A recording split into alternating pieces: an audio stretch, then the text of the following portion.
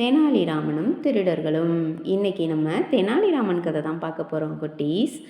தெனாலிராமன் அவருடைய வயலுக்கு தண்ணி பாய்ச்சிட்ருப்பார். அதாவது எப்படின்னா கிணத்துலேருந்து தான் பாய்ச்சுவார்.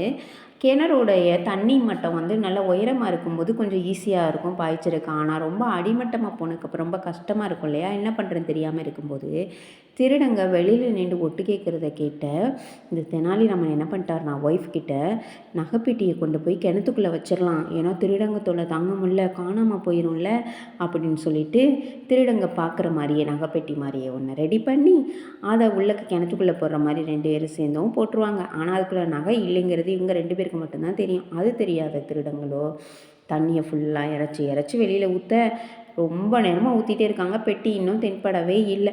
ஆனால் வயலுக்கு நல்லா தண்ணி பாய்ச்சியாச்சு. அப்போ தான் தெனாலிராமன் நீங்கள் பாய்ச்சின தண்ணியெலாம் போதும், இன்னொரு நாளைக்கு நான் சொல்கிறேன், அப்போ பாய்ச்சுங்கன்னு சொல்லவும், ஐயா நாங்கள் வேறு எந்த வீட்டுக்கும் போக தெரியாமல் உங்கள் வீட்டுக்கு திருட வந்தோம் பாருங்கள், எங்கள் தப்பு தான், எங்களை மன்னிச்சிருங்க அப்படின்னு சொல்லிட்டு போயிட்டார். தெனாலிராமன் எப்போவுமே புத்தி கூர்மையாக செயல்படுவார் இல்லையா? அது மாதிரி நம்மளும் செயல்படுவோம்.